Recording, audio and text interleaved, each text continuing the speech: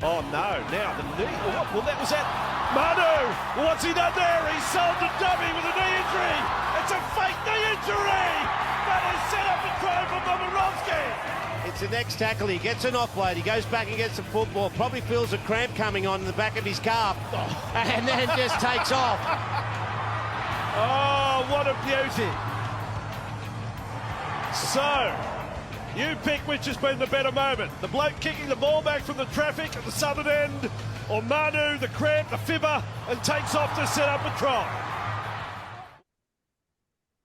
Welcome back, ladies and gents, to another episode of the Supercoach Tragic Podcast. I'm your host, Dan, coach of Badonkadonk, just outside the 1,000 now, guys. I just had a bit of who would have thought 14:35 I got last week and I went down.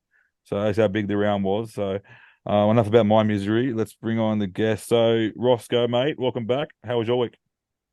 No, I was going great for Sunday. I got a 12.94. I had Drinky. I traded Drinky in, which was great.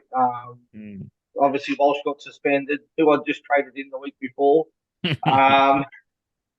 Yeah, but then Sunday came and it just all went downhill because I didn't have Ponga, I didn't have Marzu, no Joey Manu, nothing like. I think I had like 3 players playing on Sunday, and they're all pretty average players at best. So 12.94, and I dropped back to just inside the 10,000 now, which is not great. And on top of that, I've just, like everyone else, has just been smashed with players. I have 15 coming into this round, and now I've got possibly 9 players now. So, I mean, so I love the live planning. It's the best. It really is. I've been planning a list like Glenn for weeks to get decent numbers for this round, and it's all been thrown out the window. You know, SJ's still in doubt. You know, JMK's been named, but he plays last, so we're not even going to know till Sunday if he plays. So, oh my God, what a mess. Yeah, it's going to be a very negative pod, I reckon. You're all having a whinge at Freddie for what he's done to us. And tonight, also, as per usual, we've got Glenn, mate. How was your week, mate? Yeah, well, I wasn't here for any of it, so that kind of might have been a blessing. I was up in Melbourne for the whole weekend. I didn't see any games, but I looked at my score before the Tigers game, and I was like 200 ahead of everyone, so I was looking pretty good. But I don't own Drinkwater, and I don't own Ponga, so I came out with 1,300 and something. But I was pretty wrapped for this round because I had 19 ready going in, but now I'm down to 13, but it is what it is. You only need 13, that's what matters, isn't it? Yeah, I got 13, I guess. It's more than some people, I guess. More than most people, I reckon. A lot more than most people. That's it. That's it. All right, let's get started on to game 1, guys. So we'll start with you, Roscoe, mate. Tigers versus the Sharks, mate. What are you liking here? Any trade-ins, trade-outs, any pods? Well, no one from the Tigers. Let's face it. You don't want to be trading anyone in from the Tigers. For the Sharks, we say this every week. Anywhere in the back line, anywhere in the back row. I think Kennedy's a great buy this week. He's really cheap. Is he a keeper till the end? I'm not convinced that he is. That's the thing. There's a few fullbacks around. Like you got. I put him in the same category as Dylan Edwards. You don't know whether he's a keeper or not, but he does his job for you. But then you've got the out and out guns like Latrell when he's back, and all those guns that you want to get in Gutho. So yeah, it's a hard one. I said, you know, Kennedy's a good buy. The temptation is really there to go Gutho down to Kennedy and bank like 300k. And so that I can fund to bring in some guns, but I can't get myself to doing it. He's just in too much good form at the moment. I might just hang on for a couple more weeks and wait for the thrill to get back. I actually ran into him today at a function. They were having an ad hoc week down at Heffron, and he was there. I had a chat with him quickly. Said he should be back around 21. With a bit of luck with Jai Arrow and a couple other guys should be back too. So I might hang out for him. He still had his leg, heavily strapped at the back of it as well, but he's still not training or anything properly again yet either. But I just think like we're so low on trades at the moment that probably the only ones I'll be looking to bring in from the Sharks would be obviously Hines if you don't have him, which most do, and probably Nakora, and obviously Mortalo would be the main 2 that I think people should be looking at, which I'm going to be bringing them both in this week because I don't know either of them. And I'll go through my trades obviously later then because I think these are massive upgrades compared to who I'm selling. So I've got a bit of cash in the bank and we'll go from there. But look, there's plenty of options. Wilton, Talakai, if you want a bit of a pod, Talakai also isn't very highly owned either. So there's plenty there you can go. I'd be concerned about getting on Katala and Ravian, on that side because they don't write much. But I don't know. For me, it's going to be weird because I'm going to have Talakai and Mulatalo, so just hope they can maybe try assist each other or something. Just keep going left all night. But yeah, look, there's we say it every week, like anyone's an option in that team. They really are. So, but as for the Tigers, Dev said not with anyone there. Buller's an interesting one because he's highly traded out this week, which I get, but I don't. Maybe mostly head to head. But I do think with a high break even, that if you have got, say, 12 players and you're trading him down to a Kennedy to make some cash, I don't hate the trade. I think Kennedy's going to get you more points in the long run than what Buller's going to get you. So it really depends on where you're sitting in regards to your team and how many trades you've got left, though. Yeah, I think Buller is very reliant on having a more structured halfback in Brooks. I know me giving Brooks a compliment, saying something, but him being there, Buller's missing out on a lot of him not being there. Buller's missing out on a lot of points. So, do we know when Brooks is back? No, there's been nothing. There's been nothing come out about it yet. I just feel it's a hard one to hang on to him because he's starting to look cash and he's got to break even at about, I think it's 130 or something this week. So, I mean, obviously most are going to be struggling for numbers, so you can hang on to him. But at the same time, he could pump out another 20 this week and lose you potentially another 80k, which then drops him down to, I think it's 640 now. That'll drop him down to about 560 possibly. So it's a massive drop to what he was, over 700k, a couple of weeks ago. Yeah, if you're not thinking he's a keeper, like it's one of those things you got to make your mind up. Are you gonna use him for this round as a number, or and lose about 50, 60k? It's a tricky one. Honestly, I'd probably hold on to this week because it's an extra number. But that's because I'm desperate for numbers. So if I had him, I'd be holding. But Glenn, anything else, mate? No, just what I said at the start of the pod before we started was I'd only be looking at two ways of trading this way, people. I'd either be looking at trading down, so if you're buying someone like a Munro, or there's a couple other options that'll come up that I'll mention, or trading up. So if you're not buying someone that's a genuine keeper, then you'd be buying someone that's a bottom dollar. And the only persons I already own Nakora, I already own I already own Mulatalo, Nakora, and Hines, and I don't think past that. I don't mind Talakai.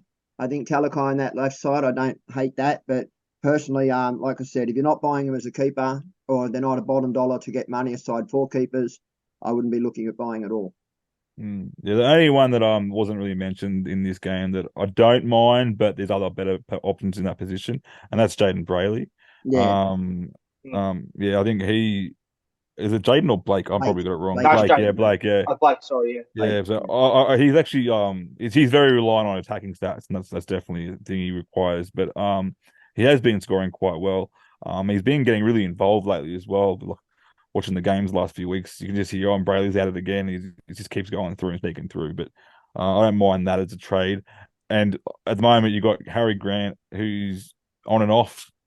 Cook, who's doing okay. You got JMK that's in 1 week out, the next could be gone for the season. We don't know. So I don't mind Blake Brailey as a safe option for the run home as a backup to say a Harry Grant or a Cook if that was your other option. But that's just Reece Robson would be another one to possibly look at too. He's probably the only other one I'd probably look at.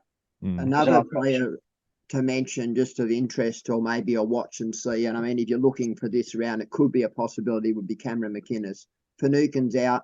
McInnes should get pretty decent minutes. I don't mind Brailey. I think that the game that he played last week was very good, but you got to remember it was versus the Dragons. Like they're very vulnerable up the middle, two hookers and a fullback. So the draw going forward, I don't know if I'd like Brailey, but I don't hate it as a pot option. Yeah, it's not the worst draw going forward, but in round 22 they get their hardest match up against Penrith. Yeah. So but they got other than that they got Manly, they got Warriors, so nothing like major, but yeah. Pretty good defending sides though. Yeah. Oh, I'm not sure about Manly at the moment. Manly aren't really showing. Yeah, it depends which Manly's turning up. Yeah. All right, we'll move on to the next game. So Dragons versus the Raiders. Anything here, Glenn? Dragons versus the Raiders. I don't even have that on my paper. I... Oh yeah, sorry, I do. It's up here.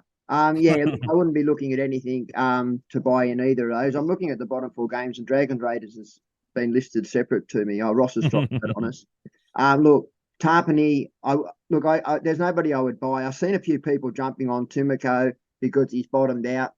Like I said, I stick by what I said. If they're not a keeper or a bottom dollar, and I don't see either in either of these sides, then maybe don't trade at all. There's nothing from either of these sides, mate, that I would touch. only thing and the reason why I only say is I already got him in my team, and I'm sure you already do as well, and that's Joe Tarpany. Yeah, I have Tarpany and Horse. Yeah. Yeah, I got Horse as well, but I think Horse to me is almost ready to go. He's been scoring 70 on average Yeah. for the last 5 games. I wouldn't be upset to keep him. The only reason I want to get rid of him is because I've got so many players in those positions that I want to get Fafita in. Yeah. And that's probably my best way to get him. But in saying that, Horse has been killing it. He's been. I'm tempted to probably try to find a different way to get him. I guess Fafita, that is. I might even look at going maybe a Jackson forward to him. I need to find more cash, but that might be a better option. So I could even argue that you would sell Tarpany before Horse based on minutes. Mm.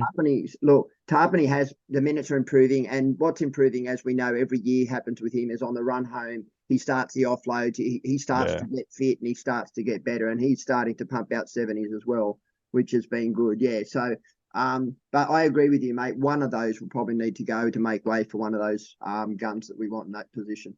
And more than likely to be next week too, because they have a bye next week. So just get rid of one of those. And yeah, awesome. Roscoe's took that again, so we'll move on to the next game. Hopefully he comes back soon. But that's Parramatta versus the Warriors. Definitely some talking points here. Yeah, I guess. I mean, Russell's moved into the fullback spot. I mean, on the Warriors side, if you don't own Sean Johnson, I personally wouldn't be buying Sean Johnson now points per dollar. I mean, there's a likelihood that he doesn't play at all. But I personally would be bringing him in based on the draw. I said that if you were going to get him, it was to buy him a few rounds ago, you know, when they had that draw that was conducive to owning. Barnett, interesting forward. I don't even like Tohu Harris. I've been saying to everyone, I've never liked Tohu Harris. He passes before the line. He's not really friendly. I mean, the only one that I don't dislike is Nickel Clockstad. You know, because you can play him at centre, and it's always nice to have a fullback in the centre wing position. So from that side, he's the only one I'm interested in. I still don't dislike Cartwright. I think the Eels, when they get their side back, are a ceiling side. They have points in them. Moses is having a good season, and I don't hate Sevo. Madison I own. I wouldn't be buying him this round if I was you, because he's in the 5'8" position, and that's not where you want to own him. You want him. I prefer him coming off the bench and playing 60 minutes. He's averaging 61 in that position, but at 5'8", he just doesn't do as much. So again, like I said, if they're not a keeper or a bottom dollar, I wouldn't be touching them at all. Speaking of bottom dollar, what are your thoughts on Lumi as a guy that just to get in and nuff out? Yeah, I don't hate it. What's his price? Do you know? I last time I checked, I'm pretty sure it was around the 250 mark. I think it was. It wasn't that high. Is that right? Yeah, I don't hate it. I don't know if this year's the season to be nothing. I mean, look, we've got 3 sides out next week, which is the Raiders, Bunnies, and the Dragons. And then after that, there's only one out each round. So it'll be easier to adjust your side to have a few nuffs, I guess. But so yeah, again, if you're doing it for money, I don't hate Lumi. 216 he is. What is it? 216? Yeah, almost bottom dollar. So yeah, I mean, he's a try scorer. He should play good. I think there's better, and we'll get to him when we get to the South game. And there's a couple actually that I've seen in there was another one that came up as well. I can't remember who it was. Oh yeah, in the Titans. In the Titans and the South, I think there's 2 better at that price range. One thing. I wish I had gone AFB over Tohu. I had the choice a few weeks ago and opted to go with Tohu just because for me he was a set and forget, plays 80 minutes, but you know, we didn't know the minutes AFB was going to get, obviously, so many forwards around, and then they copped all the injuries and suspensions. But yeah, Tohu for me, sorry what happened, I got cut off, but Tohu for me is not a hold till the end. I'm gonna probably trade him to Tino next couple of weeks. Nice trade, like that one. I told Dan to get on AFB and didn't touch him myself, and the next 5 games he scored tries, like literally 5 games in a row. He kept going bang bang. Yeah, it was friggin' frustrating. Yep. All right, we'll move on to the next game.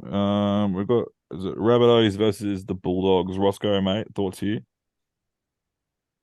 Yeah, it is an understrength, obviously, an understrength South against the Bulldogs side that's looking to bounce back after this absolute flogging last week. Obviously they've made some changes. So Perham's been dropped.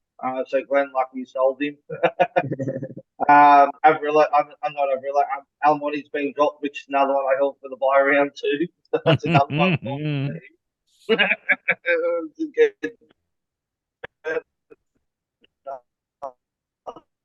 No, Ross has dropped out. Look, I'll take in. Look, from the Rabbitohs side, the players of interest that I do like is Munro at 200k. I think he's an interesting perspective. You're looking for someone to trade down, trading out of Schuster or something like that.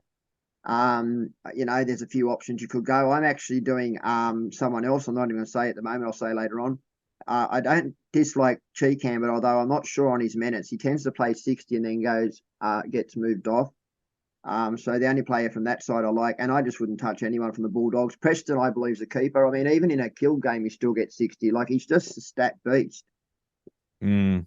But here's the one I'm looking at upgrading. Sorry, mate, I didn't mean to cut you off. But here's the one I'm looking at upgrading, possibly going forward. Yeah, what's he worth now, Preston? He's looking pretty good. Something, I think. Yes. Feeder was my option at some point. Yeah, well, he's currently 593, so... Yeah. And he's probably sitting at a pretty high break even, 95. But yeah, not the worst. He's definitely a guy that like I said, I'll happily keep Horsburgh and I'll happily keep Preston for the run home if I needed to. Yeah. But I need to get the feeder in somehow, and I think it's going to be. I've got like so many potential guns in my second row right now that I don't. Me too. I'm trying to offload them. I've got Nakora, Tarpany, Kwamatangi, Preston and Ford all there. So Ford's probably the most logical one to move on. But all of them, except for Ford, I've got Madison. Yeah. So, but yeah. All righty, let's move on to. So we just went South and Bulldogs. So anyone from the Bulldogs that we? No. Other than Preston, I think that, like you said, if you were stuck with him for the year, you wouldn't be too unlucky at a bloke averaging 60. Yeah, that's it. Yeah. All right. Last one, Gold Coast Titans versus the Dolphins. Nice little Queensland derby here. What are your thoughts here, mate? So again, if you're looking for someone to bottom out on to get a bit of coin, I don't mind Haas in the second row position for the Titans, especially versus the Dolphins. I think that he could score okay. I mean, look, Jeremy Marshall-King would be a buy 100% if we knew he was playing, but he's running broken at the moment, and on those grounds, I wouldn't be touching him. I sold Cody Nikorima last week.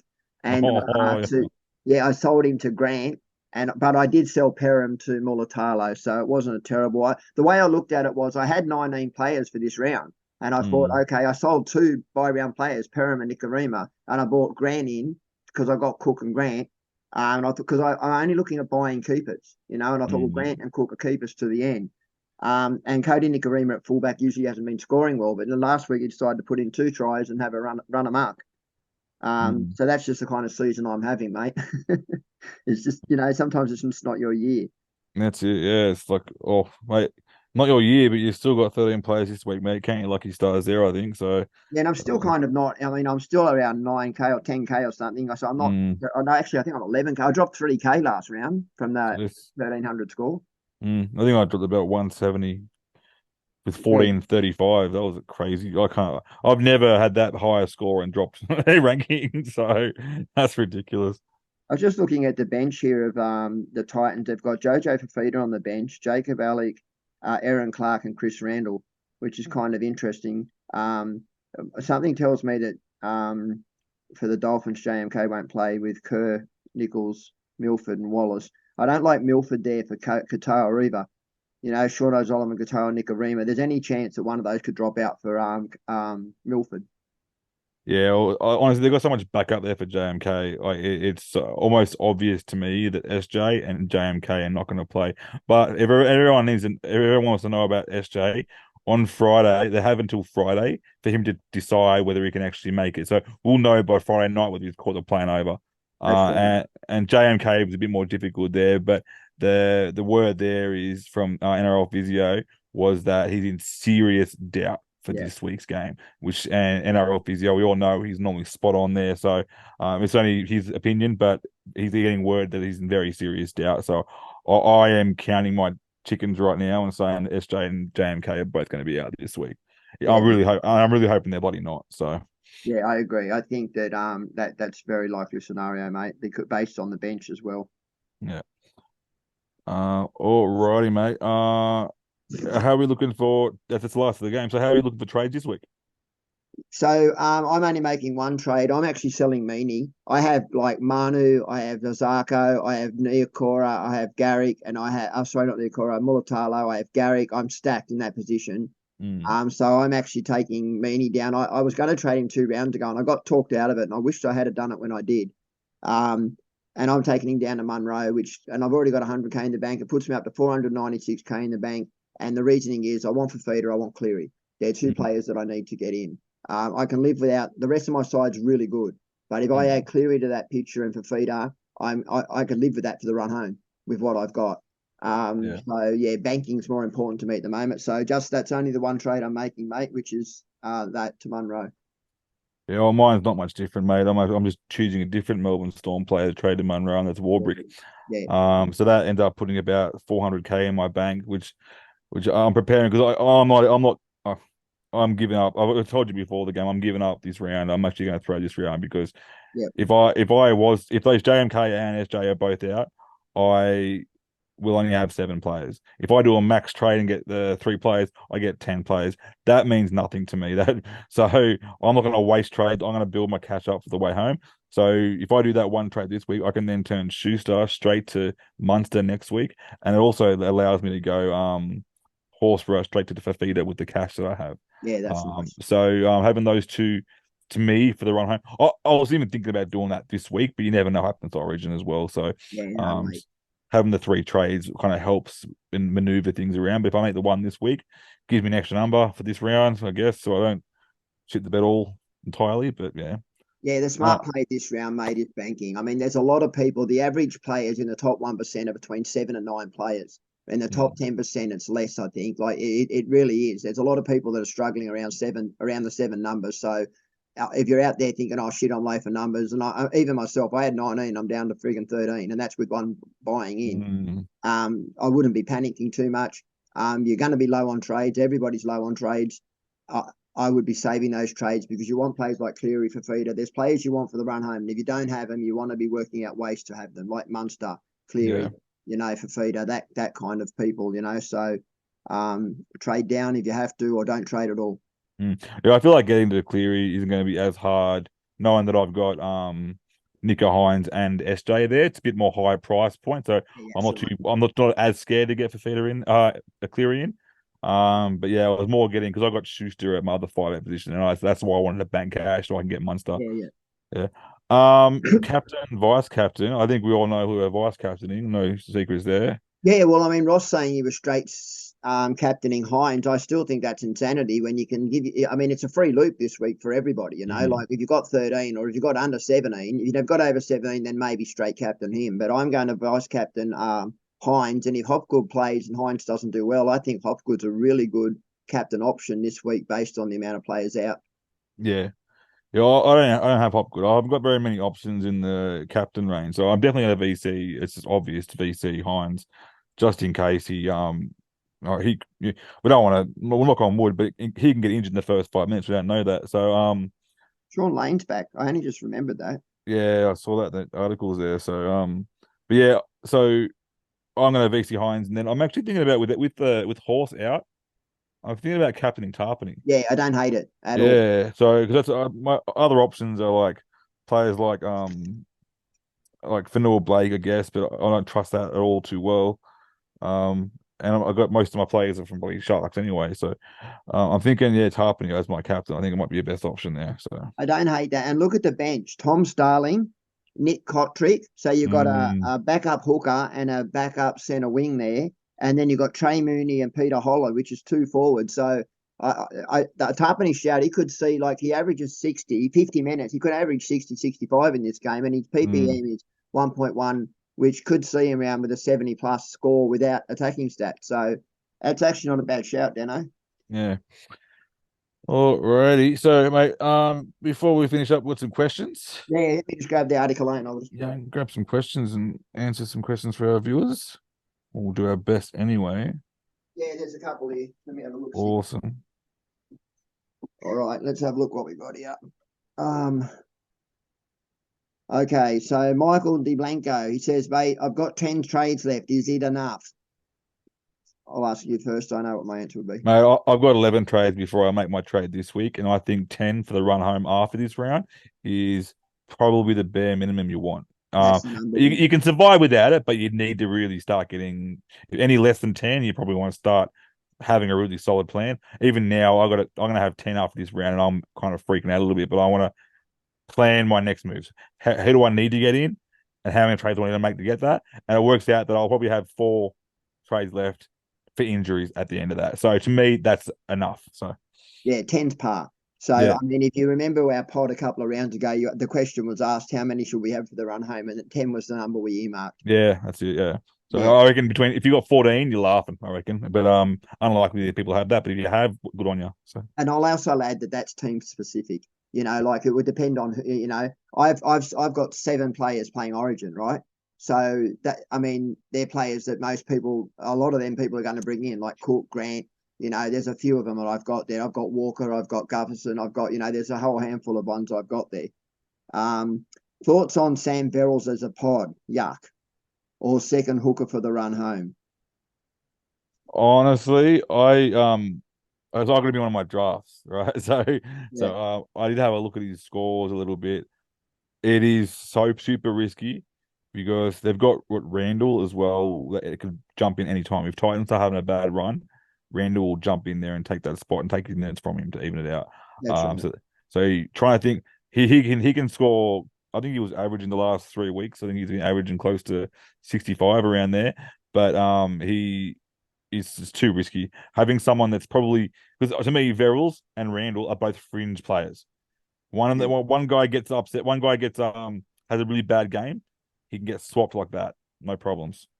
Yeah, he wrote. So he wrote, to clarify, running Grant and Cook at the moment and ranked 400 and 10 this week pre-trades. I would just keep Grant and Cook, mate, and don't do anything different. Yeah, I'd find another way to get a different player. I'd rather, you find one of your second rollers that you're not happy to keep for the run home and trade them into someone that's going to play this week. That's right. I agree. The only other player that I'd be looking at would be Robson. But if you own Grant and Cook, I wouldn't be touching either. So Sam Panetta is saying, to Ponga or not to Ponga. Can I just say that this one is the most frustrating one for me, because the last bye round, right, I was going to bring in Ponga, and I'm blaming my son for this. I hope he can hear me. He said to me like 3 times, I said, I'm getting Ponga. And he said, Dad, he's a HIA nightmare. He's one headshot away from out of the game. And I'm like, and since that, he's just run amok, and he just keeps running amok, and he's in, like, I'm annoyed. But the answer to your question is yes, I'm turning Buller to Ponga. Yeah.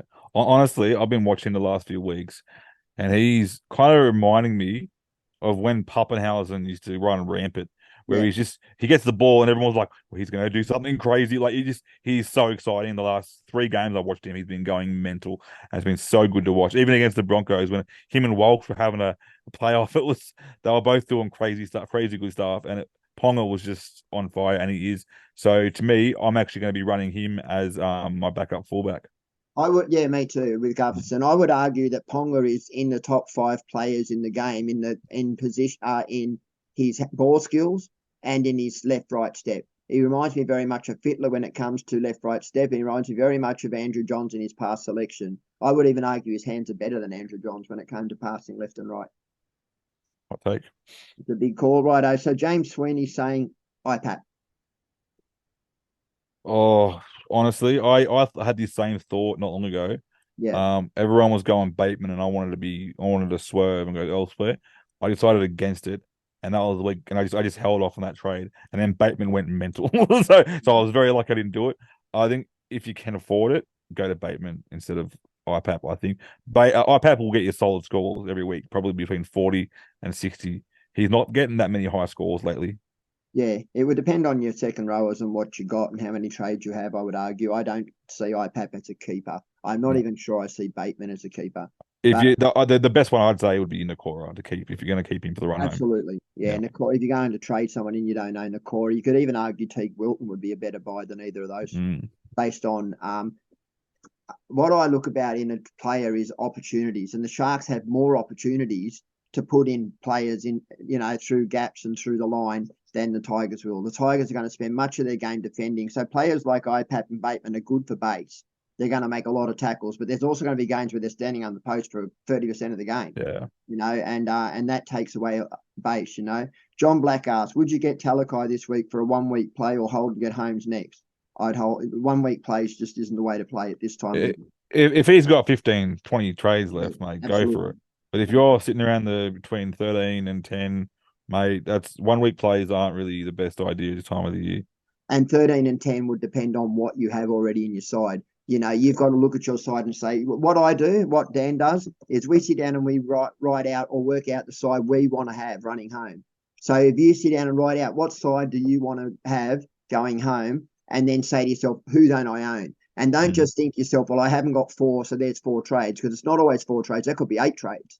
Because you need to get cash to get those players. Yeah, because you might have to trade down to trade up, So, you think to yourself, I've got 10 trades and I only need 4. That could be 8 trades to get 4. So you've got to really look the run homes and having trades at the end of this season could actually turn out to be a strategy, because everybody's burned through a lot of them because they're allowed to this year. There was a little extra with doing these, what do you call them, the extra ones that we got?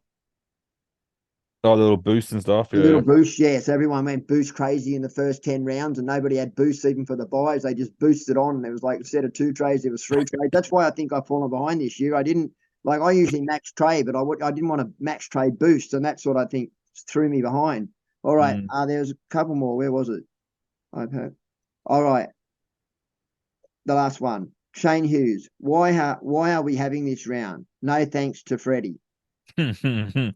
Yeah, that's probably a good segue into what we're going to talk about next time. We're going to have a little whinge about Freddie's origin selection there. Honestly, mate, when I saw the team, it wasn't even just Freddie that got me. I got sneaky injuries. I didn't even know Nofo was injured. Yeah, right. So I just saw that he wasn't named, and I'm like, what's going on here? And then I hear someone that apparently he's got a shoulder history or something that he's dealing with. So I'm not sure whether I have to trade him out or how bad the injury even is. But as you know how hard it is to get information on injury from the Tigers. Yeah. This round killed us. So I reckon let's kind of use that as a segue into our origin talk. So I'll get you to start there. So one thing I will say, everyone's talking about Bradman Best being a horrible pick. And I don't want to say it's a good pick. I want to say it's the least of my concerns. That's right, mine too. Yeah, at least they're going for a young guy that has a future in Origin on a dead rubber game with nothing to offer. What are they doing with Gutho and Cody Walker? Don't get me wrong, they're good gun players, but we need to look for the future now. Absolutely. It's driving me insane. So we'll start with the 6, the Cody Walker, right?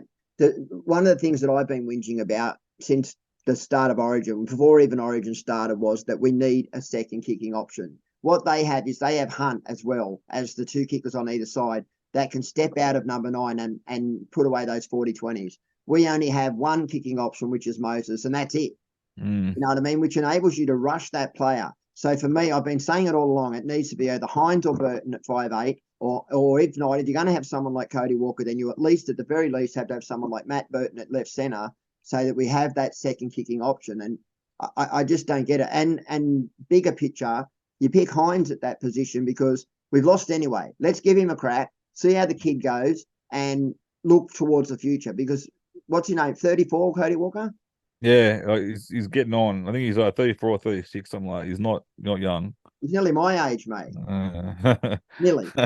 Well, more accurately, he's nearly my age. So, what are you saying? If you halve my age, if you actually take my age in Harvard, he's nearly that. That's it. But honestly, when I saw they named Gutho on the bench, why?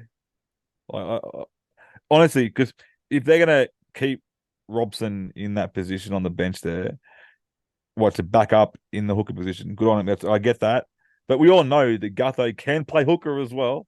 He can play 5'8". I don't mind if it was just Gutho, but why Reece Robson and Gutho? That is the weirdest freaking bench. So let's look at the positives, right?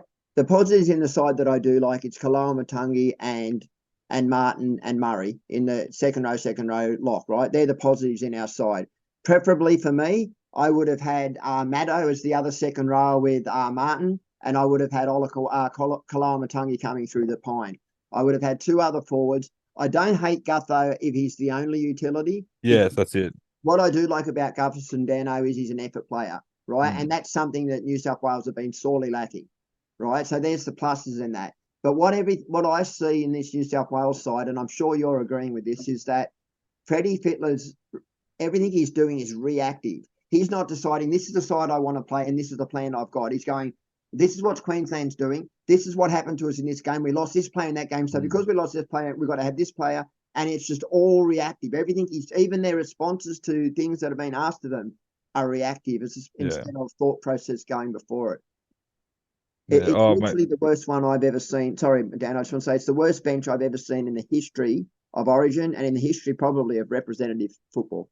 Yeah, it's just doesn't make sense. Like another thing as well, I think what I'd prefer, and this may sound bad because I do love Kuala if Kuala was on the bench and had Yo on the other edge, because the Kuala is that great middle edge player that can back up anywhere he needs to. He can play for the middle, can play on the edge. In saying that, so can Yo. I get that too, but I think you want, because Yo is that effort player too. You probably want him to be putting that effort in for longer minutes. And I think Kuala has that long reach, that good offload. I think he's that great impact player. So and he's a big body, as you say, coming from, I agree with you. Yeah, I don't know, man. I was already, before the game finished 2 weeks ago, I was like, it's going to be a clean sweep, and I was just saying that it's going to be a clean sweep. It's embarrassing. You look at the side that Queensland has picked, right? They've picked 3 big boppers on the bench and 1 utility, right? And they've already got a medium forward pack. We have Daniel Saifidi, Yo, Gutherson and Robson. Who's our big bopper to come back on the field to keep that momentum up the middle? Does he not understand that Origin matches are won through the forwards? Forwards lay the platform. He just doesn't seem to get it. And the other player that I have a real issue with in the New South Wales side, and I know others don't agree with me, but I've been saying it for the beginning of forever, Tedesco and Josh Adokar. Josh Adokar's the bigger one. He doesn't do them tough carries. I would have had a Daniel Tupou or somebody like that who's tall, able to take them leaps and match somebody like a Xavier Coates. We don't have that. We have Josh Adokar and Toho. Even we know, I know he was down injured, but Campbell Graham's a tall body that has played quite a lot of wing in the past as well. Who he would not be able to place in that field as well. So yeah, I like the idea of a tall, but honestly, I'd even throw Crichton on the wing and put Burton in there instead, because I think Crichton got that speed, got that height, and I think just Burton needs to be in that team. I think he's a young fella with a lot of talent that we need to develop and help him develop the whole team and mold a young team into the future. Because right now, I look at the Queensland team and I think the average age in that team is quite young too. Yeah, they got a lot of years left in them to be dominant if they're gonna, especially under the. I don't want to say anything bad about Freddie, but if we're going to keep doing these stupid decisions, mate, it's going to be another 8-10 years. You know what I wish I had the power to do? To tell every single person in New South Wales to not watch Origin this round. To literally say every single person just turn it off and say enough. We're no longer watching it while Freddie Fittler's coaching. And mate, Freddie Fittler and Andrew Johns are literally 2 of my favourite players, right? I'm just going to say that right now. But when it comes to coaching, Greg Alexander and Fittler have no idea. And James Tedesco is one of my absolute favourite players. But the problem with Teddy is everyone has a use by date, and I'm afraid to say it, but Teddy's found his. He runs the ball up the middle too much. He doesn't have the hands. We need young legs in that side. We need speed out the back. I actually wouldn't have minded Drinkwater going into fullback, but personally, for me, it would have been Edwards. Yeah, Edwards is that Mr. Safety to me. That's why that's why I've always loved having Edwards in the Panthers team. I think he's just so safe, so secure. He eats meters like crazy. And the important meters, Dan. He catches the ball on the full and runs straight to the line. That is the most important meters in the game. Yeah, you watch Teddy every single game now. He catches the ball, jogs a bit slowly, goes a bit sideways, looks where he wants to go, looks the other direction, and then it goes. It's just like he's lost almost.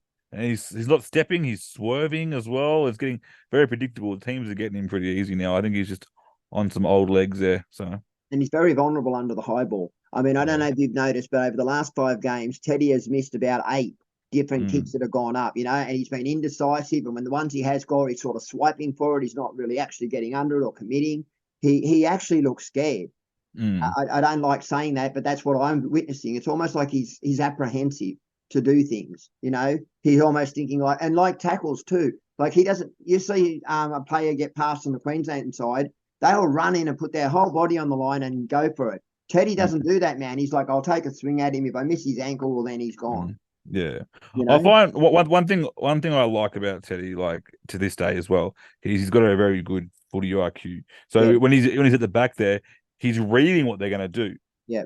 But he just can't put his body to do the actions that he wants to do. So his footy IQ is amazing, and I reckon potentially he could be a good coach in the future when he's on because he has a very strong footy IQ.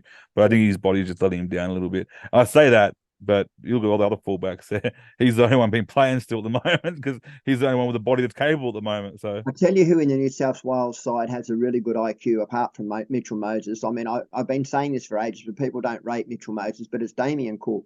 The very first, every play starts with your number 9. And you watch Cook and Grant, 2 of the best hookers in the game. They're forever watching left and right, and they know which way to go. Now, it's a little bit hard for Cookie in South because he's dominated by 2 dominant halves who call for the ball a lot. So he's literally become a delivery man.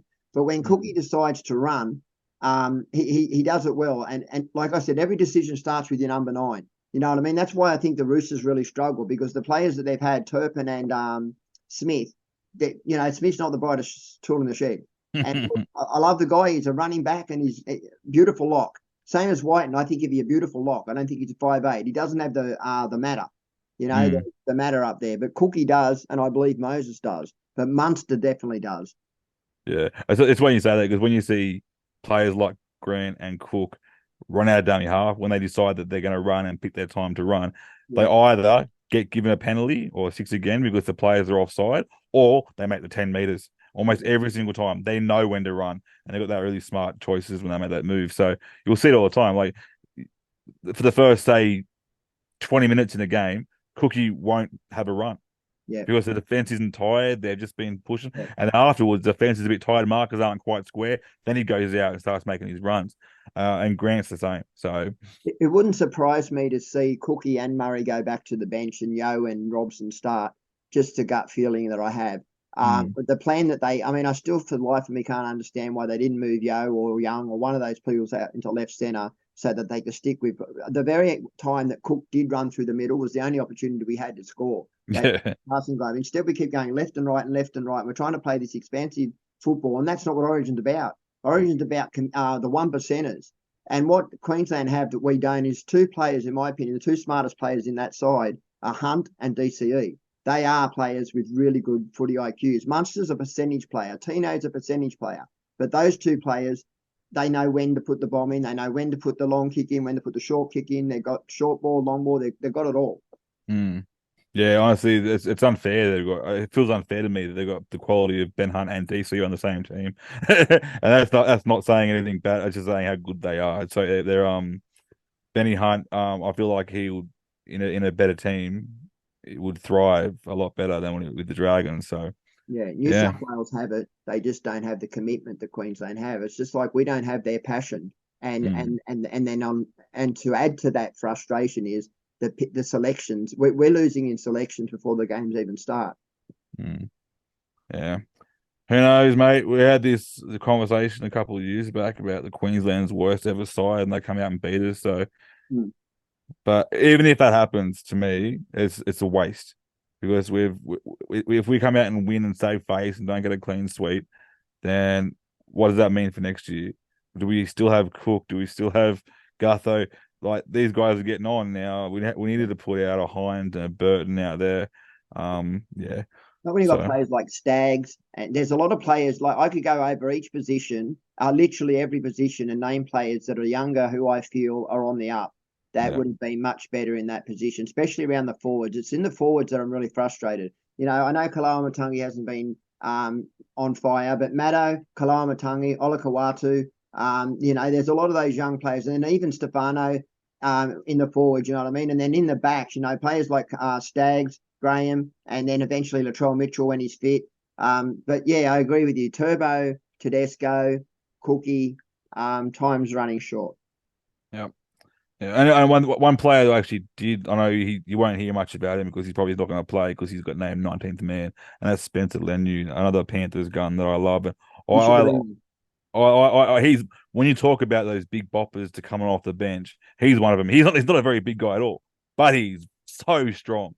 He has that like a mini Tom Malolo of old, where he just runs through, has a bit of footwork, and makes breaks a line so often, and he brings that crazy energy in that 20th minute when he comes on the field. I feel like he's the kind of bench player that we need. So Spencer Leno would that's why I said play like Spencer Leno, Murray, and Martin. That would be an ideal bench for me. Yeah, because all three of them have leg speed, all of them have footwork, and all of them have footy smarts. And as you say, Spencer Leno, especially coming through the middle. RCG would have been the other one that I would have considered as well. But we got what we got now, mate, and we will lose. It's sad. And even if we do win, as you said, what have we gained? Like, yeehaw, we won one game out of the series, and that's 3 out of 4 series we've lost in a row. 3 in a row, isn't it? Yeah, I think this will be the 3rd in a row. Yeah, pretty sure. So, I guess, mate. Well, I mean, I've been a Panthers supporter my whole life. I went through a very big drought there, so I guess I can stick around a little bit longer and watch us come back. So hopefully I'm still not retired by then. I might be 65, retired by then, but who knows? My all right. Survive. I'll be watching from our heaven. That's it, mate. All right. I think that's enough sadness to talk about today. So let's we'll end it here now we'll try and I think what's something positive we can say to end on a high note. Try to make it a bit more joyful. Well, it should be a good run home. I mean, there's not a lot of points between the top 10 sides, so the run home should be an interesting. I mean, it's still anyone's game as to who takes it. I still think it's a Melbourne Panthers side. I think the Souths are a chance. I know that at the moment people don't see what I'm seeing. Like the week before, Henry sort of put a laughing emoji on when I said Souths can win the grand final, but I did write that came with Latrell Mitchell. Latrell being there, yeah. Latrell has to be in that side for them to be that side. But I mean, they showed against the Warriors last week that they are an attacking side and they are a good defending side. Latrell makes them. He's talking about footy smarts. He's not only what Latrell does at the back that I think so good is he's an intimidating factor at the back. People know Latrell's going to come in and he's got that mongrel about him, that no other fullback's got. And so yeah, it'd be an interesting run home. I think there's a few players. The Cows are making some ground. The Sharks are in the mix, although they haven't beat a top 8 side. The Warriors, and the Warriors are doing good. Rugby league's doing good. We always say that. With the Tigers, the same thing.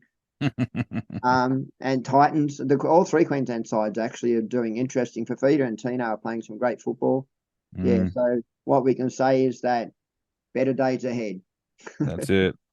All good. I think next week what I'm going to do is I'll put together through the week a list of all the teams that actually have no more buys left.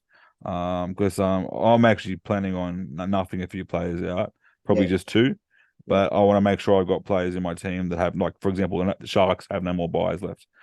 Tigers have no more buys left. So I'm going to try and get a list of those and see who has no more buys left and then try and build my team around those so I can actually afford to nuff a little bit. I can quickly tell you that now if you want, mate. I've got it. Let's see if I've got it within. Here it is. So 21, it's the Dolphins, New Zealand, Dogs, Cowboys, Broncos, Souths, and Eels. They've all got buys, right? So you're right. So the Titans, the Sharks, the Tigers, and the Eels so far all don't have buys left. Oh, Eels do last round, sorry. But to me, it doesn't really matter. I'm a head-to-head player anyway. So well, there's 7 sides that have got buys left, right? Including 3 next week, which is Raiders, Bunnies, Dragons. So after that, there's only 7, which means that leaves 9 sides that don't have buys running home. So yeah, that should be some information we should bring to the table next week, Dano. Yeah, good. That way I can start nothing out. Absolutely. Build some cash up. Yeah. So awesome. All right, guys, we'll enjoy this week and we'll be back again next week. Probably do a Thursday one next week, Glenn. After Origin. After Origin. Yep. Any injuries we can talk about. So all right, guys, thanks out. And I hope everyone you're right there, Glenn. Sorry. No, just go wait till you finish. I hope everyone has a good week. Yeah. We'll see you next week. Yeah, bye everyone. And don't forget to follow us on TikTok on NRL Supercoach Tragics on our TikTok page. Both Dan and I have TikTok pages. We've reached over 1,000 on there now, so we're slowly building up there. Awesome. Right, cheers.